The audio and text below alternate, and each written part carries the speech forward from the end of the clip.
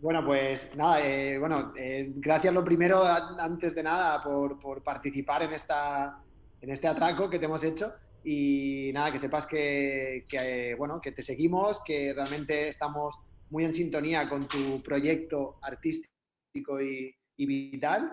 Y, y la verdad que, bueno, nuestro proyecto gira en torno a la idea del futuro y nos planteamos nuevas formas de futuro como pues como una reivindicación, ¿no? Una forma de conquistar lo que está por venir. Creemos que se puede construir entre todos y exploramos cuestiones que van desde la naturaleza, la tecnología y el ser humano. Y en todo eso, evidentemente, en esas coordenadas cabe perfectamente, y de hecho es uno de los temas que nos interesa mucho, y es el transhumanismo y en concreto pues el ciborguismo que tú bien abanderas. Y básicamente nos interesa mucho saber quién eres, cómo es tu visión de la vida y del futuro. Y nada, quisiéramos empezar básicamente sabiendo quién es Neil Harbisson para toda esa gente que no sepa o que haya estado desconectado de la vida en los últimos 10 años y que haya vivido en una cueva.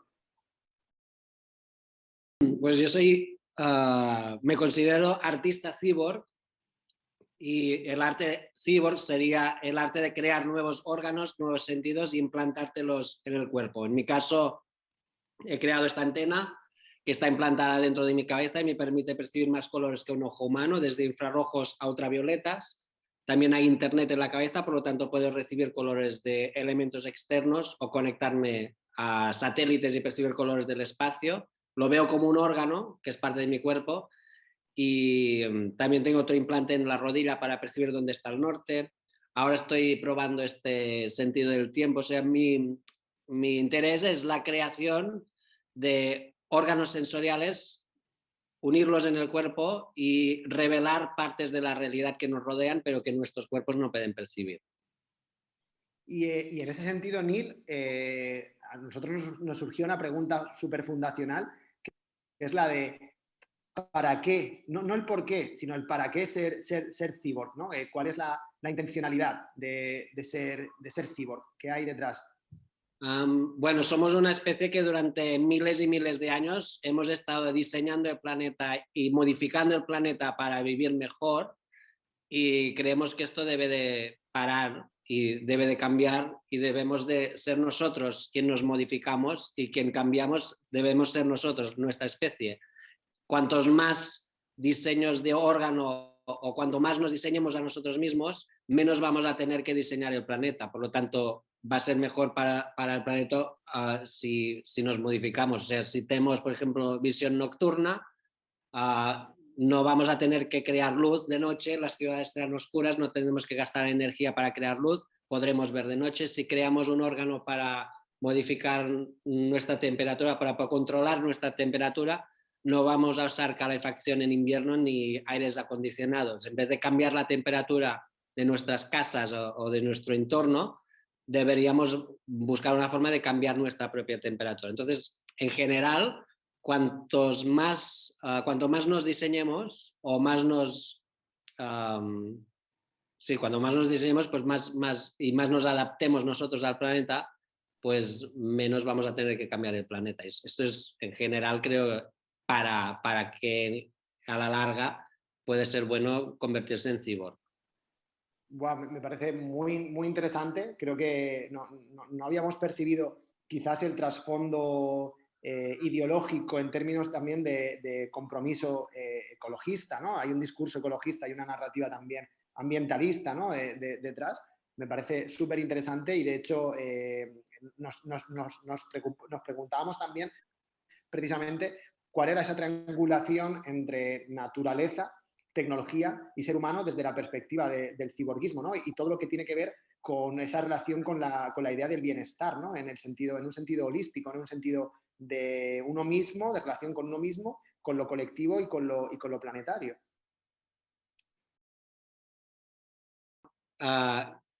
Creo, los transhumanistas, que yo no me considero transhumanista, sí que ponen el humano en el centro.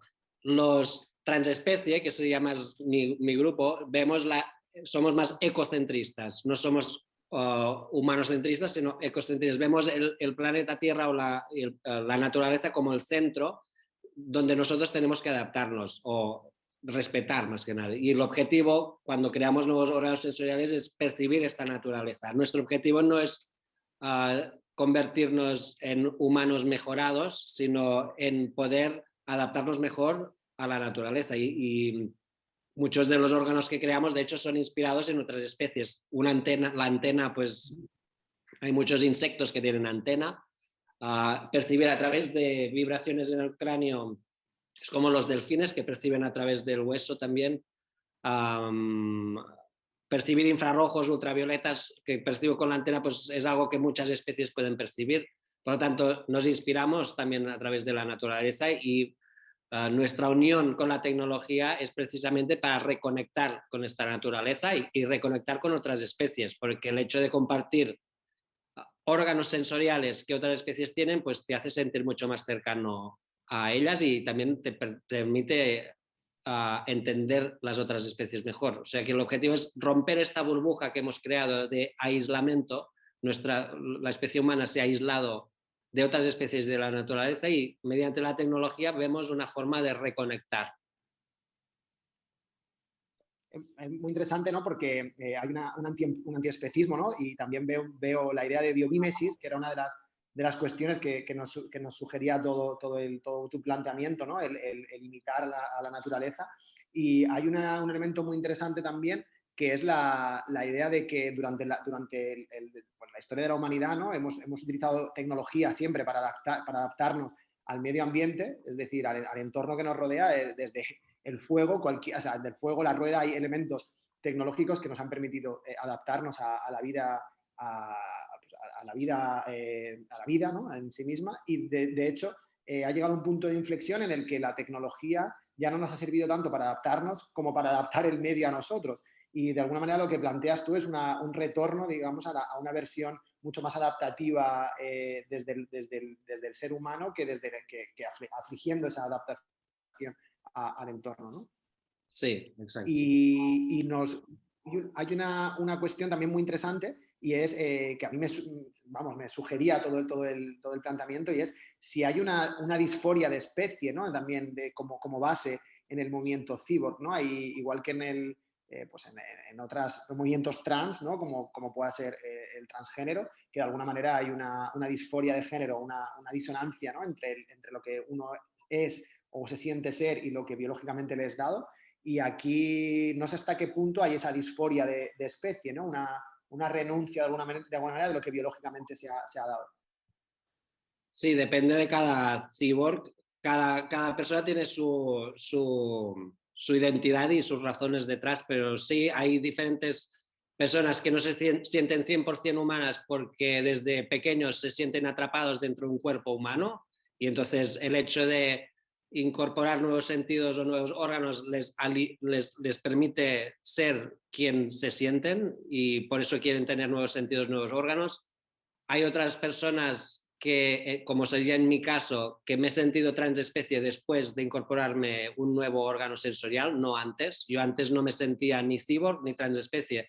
Fue al añadir la antena que mi sentido de identidad fue cambiando y empecé a sentir primero que la tecnología era parte de mi identidad y me sentí cyborg y después empecé a sentir los nuevos sentidos no humanos y el órgano no humano como parte de mi identidad y por lo tanto la identidad humana, al no incluir estos sentidos y estos órganos, me hizo sentir menos humano. O sea, había una parte de mí que no era humana y que no podía incluir en la palabra ser humano, porque ser humano no tiene antenas, un ser humano no tiene percepción infrarroja ultravioleta, por lo tanto, identificarme como transespecie me hace sentir más que encaja más el hecho de me siento transespecie porque he incluido sentidos y órganos que no son tradicionalmente humanos.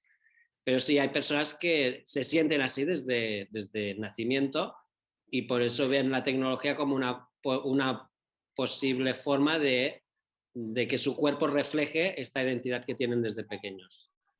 Neil y Juanjo, disculpa, que lo planteábamos antes cuando estábamos preparando un poco las preguntas y nos nos surgía la duda, ¿no, Neil? Todo el mundo tiene días malos y un poco días donde ni siquiera sabe dónde está el norte y quién es uno mismo, ¿no? Nos preguntamos si tú, tío, a veces te sientes como que donde has invertido toda tu identidad y el camino que has escogido, si a veces sientes que quizá ha sido una equivocación o si realmente lo sientes como que lo puedes abrazar de forma completa y no solo lo entiendes, sino que encima lo potencias y te enorgulleces de ello.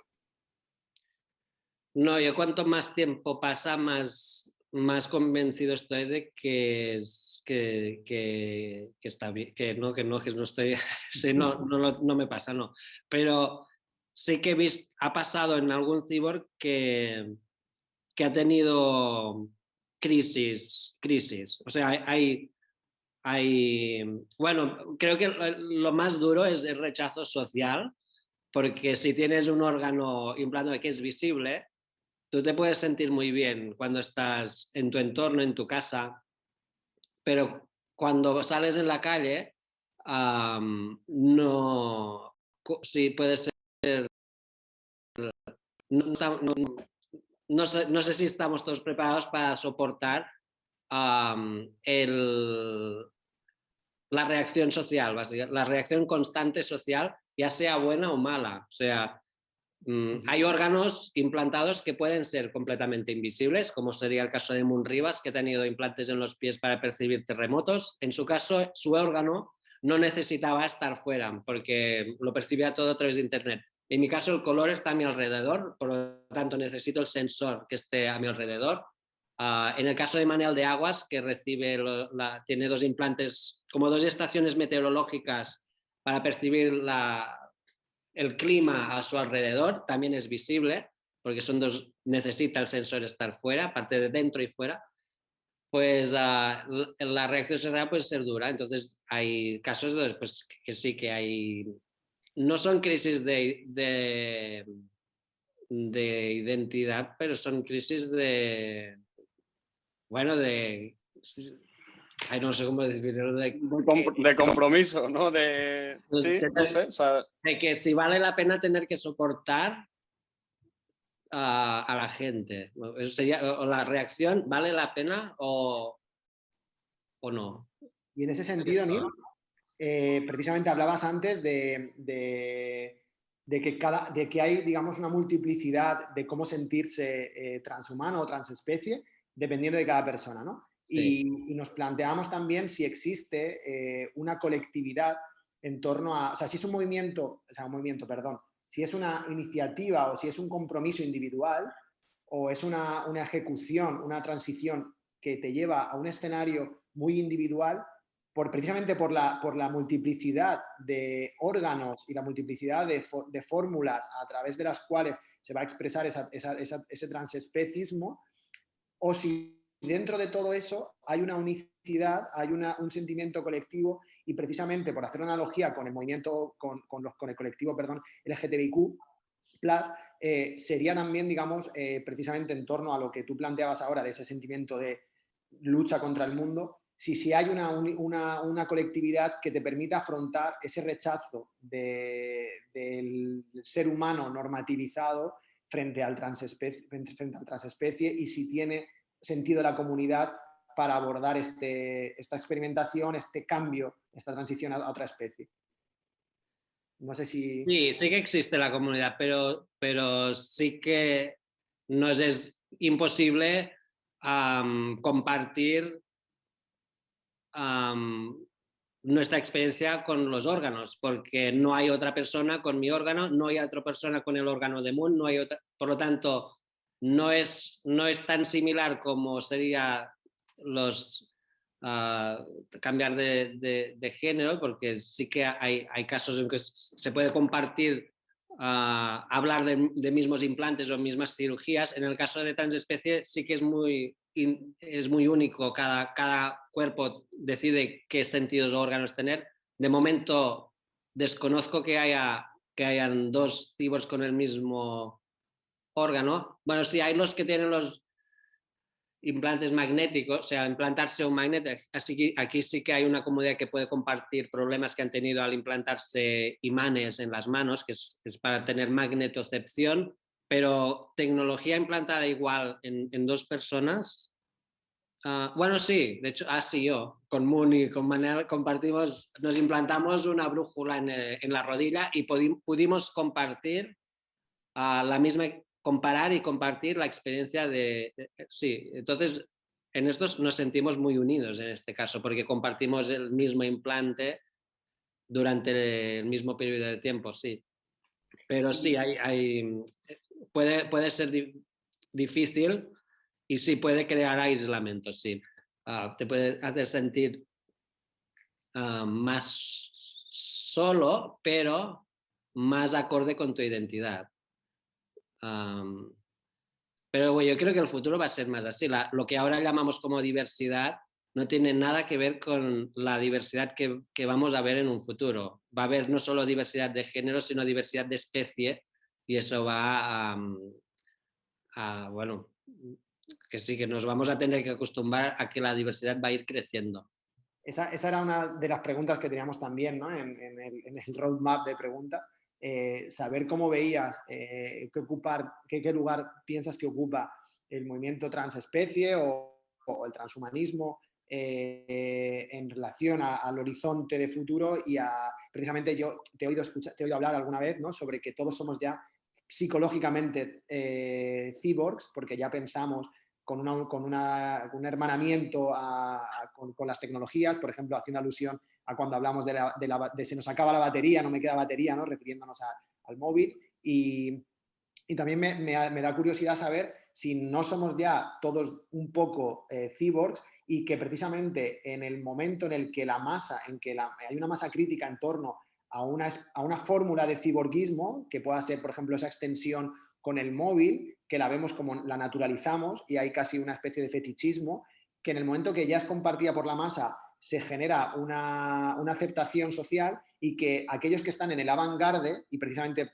traigo también el avant-garde como concepto dentro de la performatividad y de lo artístico, que es tu campo también, esa gente que está en esa vanguardia es la que sufre, digamos, el escarnio de ser colonizadores y de ser aperturistas hacia un mundo, pero que probablemente sea el mundo al que vamos a acabar llegando todos los demás de una manera rezagada. No sé qué opinión tienes sobre esto o si es algo que consideras así.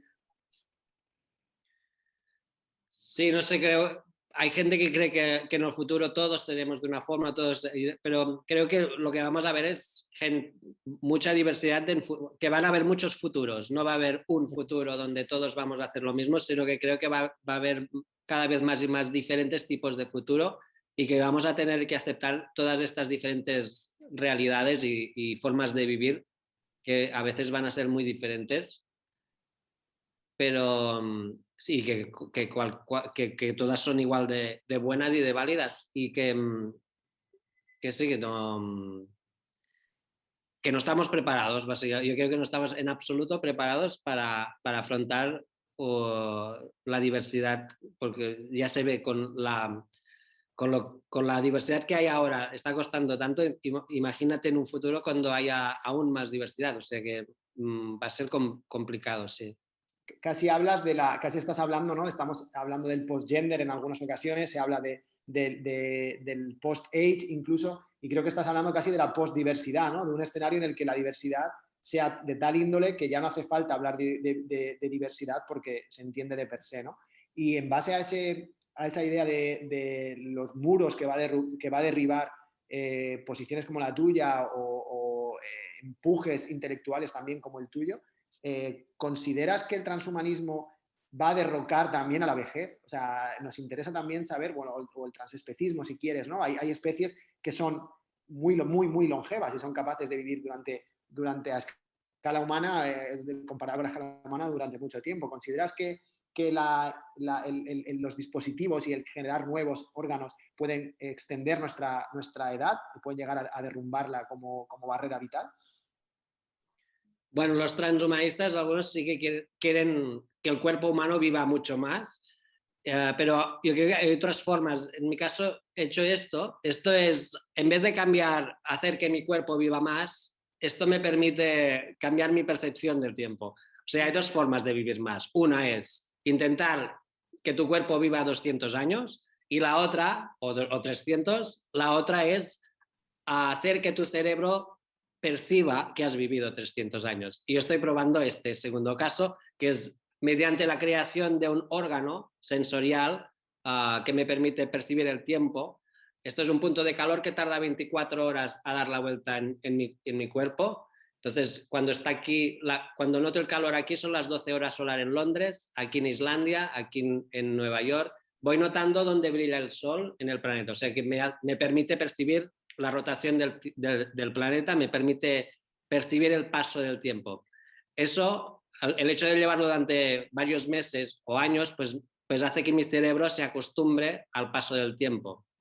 Cuando esto pasa, si alteras la velocidad en que el punto de calor gira, puedes alterar tu percepción del tiempo. O sea, yo puedo hacer que una situación dure más o menos, mi percepción de este momento dure más o menos, cambiando esta velocidad. Y eso, a la larga, podría también alterar mi percepción de edad. Si hago que los años duren un poco menos, pues sentiré que he vivido un poco más. O sea que podría llegar a alterar mi percepción de tiempo y por lo tanto podría alterar mi percepción de edad y percibir que he vivido más que lo que he vivido físicamente. O sea que el objetivo es llevar la teoría de Einstein a la práctica, la relatividad del tiempo. El tiempo es relativo. Para 10 segundos pueden ser eternos o un minuto puede ser eterno, depende de tu percepción, y poder alterar esta percepción es lo que a mí me interesa, más que intentar que nuestros cuerpos vivan 200 o 300 años. También la diferencia entre transhumanistas y transespecies es que los transhumanistas quieren vivir más y los transespecies queremos estar más vivos, que es diferente. Estar más vivo mediante la incorporación de nuevos sentidos. O sea, cuando te incorporas un nuevo sentido, te sientes más vivo porque sientes algo nuevo que antes no percibías. Por lo tanto, yo prefiero sentirme más vivo que vivir más. Pues la verdad que este apelo al tiempo subjetivo que planteas me seduce enormemente y realmente te diría, me gustaría saber cómo se siente y cómo lo vives. Pero, y aquí hago una anticipación para lo que te quiero preguntar, pero creo que eso ya existe porque has sacado un NFT que plantea la posibilidad, ¿no?, de experimentar qué es cómo siente Neil Harbisson. Entonces, no sé cómo se explicarías esta iniciativa, ¿no?, este proyecto. Bueno, el hecho de tener internet en la cabeza permite que otras personas puedan acceder a mi cabeza. Y entonces, con la creación de las NFTs, que es un arte en forma muy segura, pues está en el blockchain, o sea que es arte digital que es mucho más seguro tenerlo ahí que en otro sitio, pues creé un NFT que quien lo ha comprado pues tiene acceso a mi cabeza, no solo para poder percibir los colores que estoy percibiendo ahora, sino también para poder alterar mi percepción del color y mandarme colores en la cabeza y poder alterar mi percepción del color. Por lo tanto, he vendido acceso a mi cabeza como una obra de arte que está en forma de NFT y ya se ha vendido. Y yo he comprado, porque eso fue un proyecto con otro artista y el otro artista vendió acceso a su corazón. Él ha vendido, es un artista que ha vendido sus latidos del corazón, Paul Lombarte, y entonces yo tengo acceso ahora a su corazón, puedo mirar ahora. Él ahora está en la escuela Masana haciendo clase, pero ahora puedo ver su corazón y puedo ahora mandarle una vibración para alterarle sus latidos.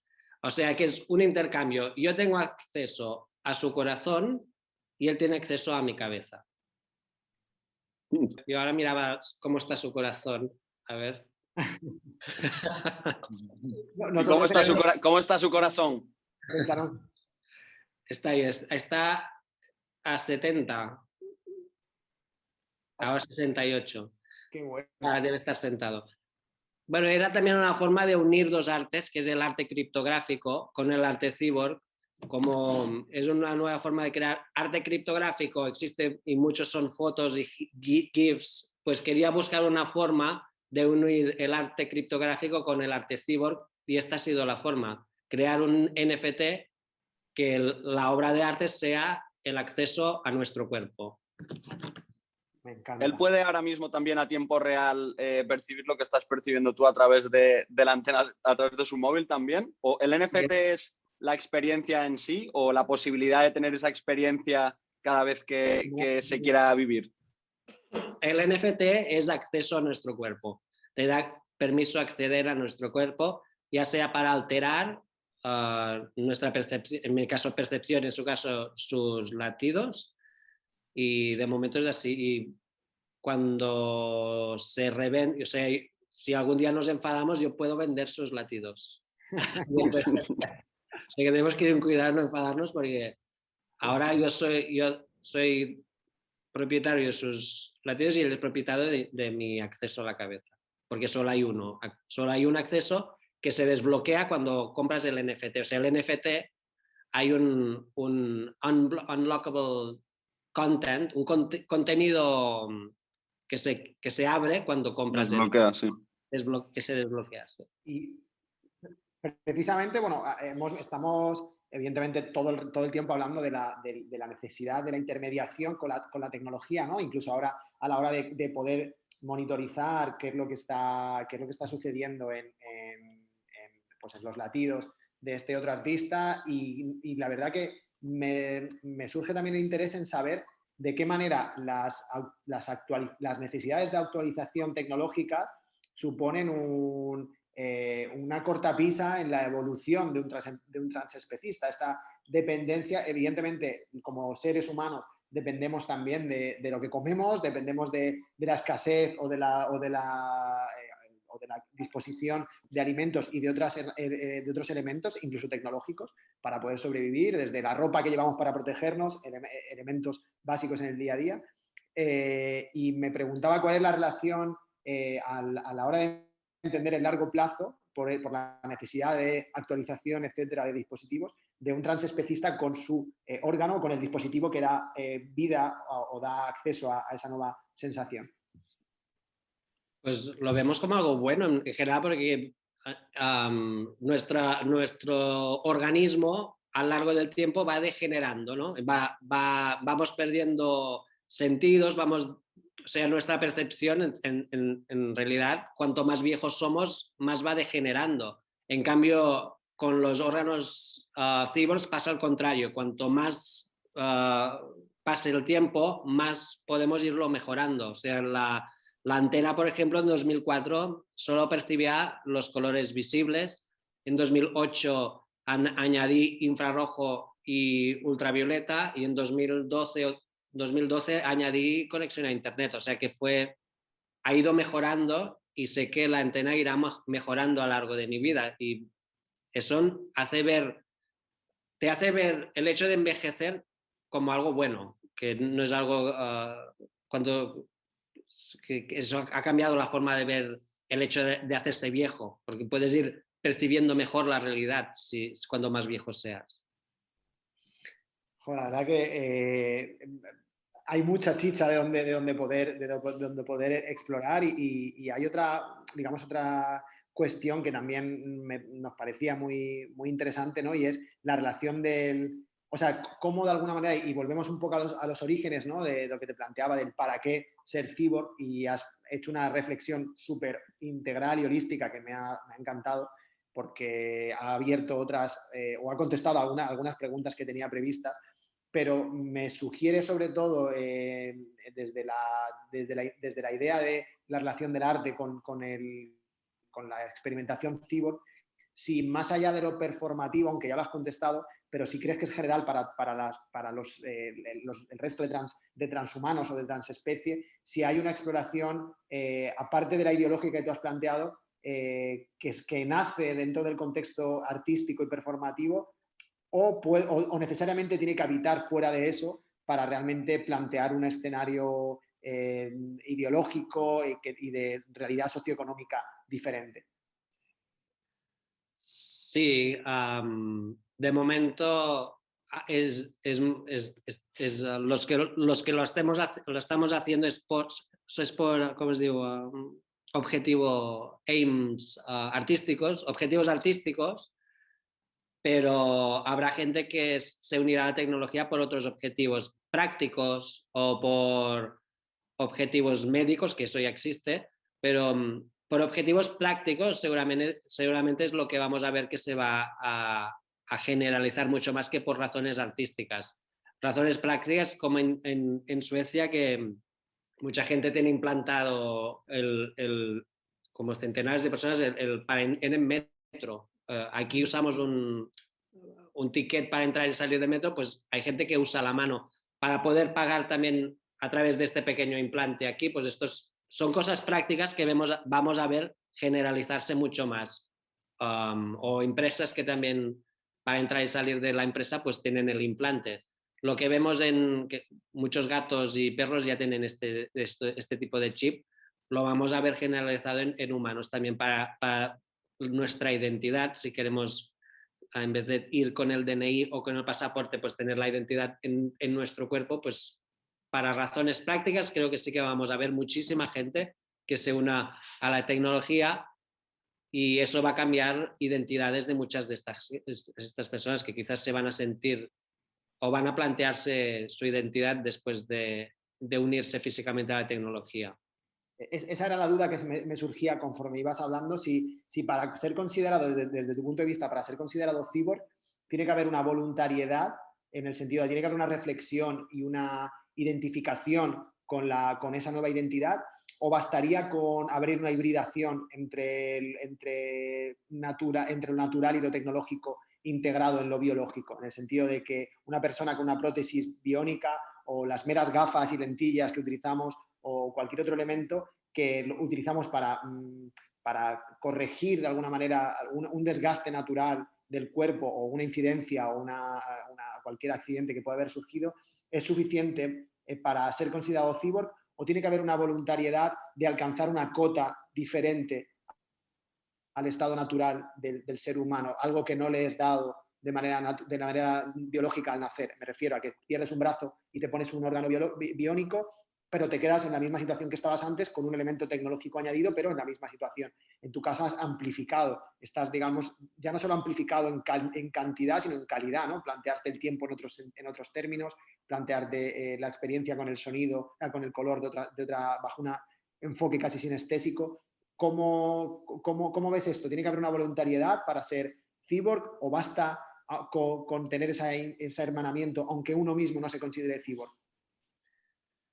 Ya, a ver, al final nosotros vemos que es un cyborg, que es cualquier persona que incluya tecnología como parte de su identidad, tenga o no tenga implantes, sea como sea su cuerpo, porque hemos visto personas que no tienen ningún implante pero se identifican como cyborg y por eso quieren cirugía y por eso quieren crear nuevos órganos, porque ya se identifican como cyborg.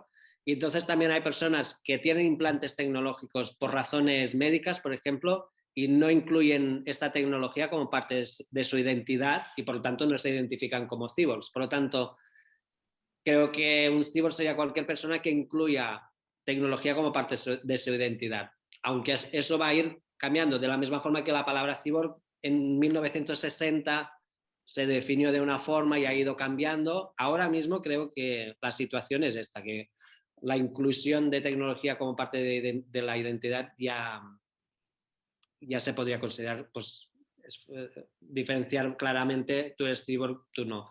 Si no, es muy difícil poder decir quién es cyborg y quién no. Pues yo creo que para cerrar, para no robarte más tiempo, porque de verdad yo estoy encantado y creo que este es el principio ojalá, de una relación futura. Nos encantaría seguir colaborando contigo en el futuro. Hay una última pregunta y creo que has abierto un melón muy interesante, y es el del lenguaje, ¿no? La construcción social del lenguaje y cómo el lenguaje genera también realidades, ¿no? Es generadora de realidades, y precisamente cómo disidencias lingüísticas nos permiten reivindicarnos de una forma u otra, ¿no? Lo hemos visto en muchísimos colectivos que reivindican el lenguaje como elemento de transformación. ¿Cómo vives esto desde el mundo del ciborguismo, ¿no? Precisamente por lo que decías, ¿no? El llamarte de una determinada forma o no llamarte, el concepto va variando a lo largo del tiempo, es un significante con diferentes significados. Sí, además, cada sentido crea un nuevo lenguaje. Por lo tanto, cada vez que se implanta un nuevo sentido a una persona, se crean nuevos conceptos, nuevas percepciones que no hay palabras para definir. Entonces estamos creando un nuevo léxico dentro del mundo cyborg y sí, cada sentido crea su propia cultura también. El hecho de percibir la realidad de una forma pues crea una cultura en concreto que en muchos casos solo es compartida por uno mismo, pero si hubiese 3 personas o 4 con esta antena, compartiríamos la misma cultura sonocromática, en mi caso, y lo mismo sería con otros cyborgs. Sí, muchas palabras que el hecho, por ejemplo, de conectar mi cabeza con el espacio y explorar el espacio, cuando conecto para percibir cuando la NASA, Estación Internacional de la NASA, entonces percibo colores del espacio y explorar el espacio, sí, pues una forma es llamarlo sensstronauta, porque tienes sentidos en el espacio y puedes explorar el espacio. Mi realidad de escuchar colores y que el color sea sonocromatismo, que tampoco había esta palabra, pero la tuve que crear para diferenciarla de la sinestesia, que la sinestesia es la unión de sentidos preexistentes, en este caso es uno de nuevo, por lo tanto, y así pues hay muchísimas palabras nuevas y también la palabra transespecie la definición de palabra transespecie la hemos adaptado también al siglo XXI, porque si miráis la definición de transespecie, aún está, o sea, no está adaptada a los que nos sentimos transespecie porque nos hemos incorporado tecnología. Aún no está incluido esto en la definición. Y sí, pues son palabras, lo bueno del lenguaje es que va evolucionando y también que se van creando nuevos conceptos. Sí. Y el lenguaje también como una pieza institucionalizadora, ¿no? Una pieza o sea, una herramienta cultural que permite institucionalizar mundos posibles, reflexiones, luchas, ¿no? y reivindicaciones. Y precisamente también como un elemento precisamente de la vida en sociedad, ¿no? Y a eso me quería también referir, cuál es la vida, cuál es el entorno legal que rodea a un cyborg, ¿no? ¿Cuáles son las circunstancias legales y formales de un cyborg a nivel jurídico, a nivel de identidad institucional y normativa, ¿no? Bueno, está inexistente en muchos casos. Hay leyes que regulan humanos, leyes que regulan la tecnología, pero no hay leyes que regulen humanos que son tecnología. Entonces hay un limbo en espacio que no hay, o gente que tiene el hecho de tener internet como parte de tu cuerpo no está regulado, que alguien me hackee físicamente, no hay ningún derecho o sea, hay muchos elementos que no están ni planteados. Si alguien intenta meter de la antena, legalmente solo se podría ver como daño a la propiedad, pero es agresión física. No se contempla aún que alguien que rompa esta parte, que alguien me rompa esto en un juzgado, creo que no lo tratarían como agresión física, sino como daño a la propiedad. Eso no está actualizado. Pero sí que se está planteando, hay gobiernos que sí que nos invitan, por ejemplo, a hablar sobre los derechos y leyes cyborg. Presentamos los derechos cyborg hace unos años en Estados Unidos, donde planteamos 5 derechos básicos y el más importante es la libertad morfológica, libertad de decidir qué cuerpo queremos tener, que aún es muy difícil poder implantarnos este tipo de tecnología porque no se acepta, no nos dejan implantarnos legalmente o oficialmente en un lugar esta tecnología. Muchísimas Nil, gracias. muchas gracias. Disculpar que interrumpa, tío, pero es que si no, no te vas a ir de aquí hasta el verano de 2026. Así que disculpar la interrupción, pero bueno, nos habías concedido 20 minutos, llevamos ya 40, no queremos faltar al respeto ni muchísimo menos. Gracias por tu generosidad, tío. O sea, es un placer nada más escucharte y un poco absorber bueno, cómo ves tú el mundo y cómo realmente luego eres consecuente con cómo ves el mundo. Así que, tío, no te quitamos ni un minuto más. Muchas gracias por nuestra parte y se volverán a juntar nuestros caminos seguro. Perfecto, muchas gracias a vosotros. Muchas gracias, Neil, un placer Un y hasta abrazo, Neil. la próxima. Un abrazo. Un abrazo, muchas gracias. Hasta pronto. Bye, bye.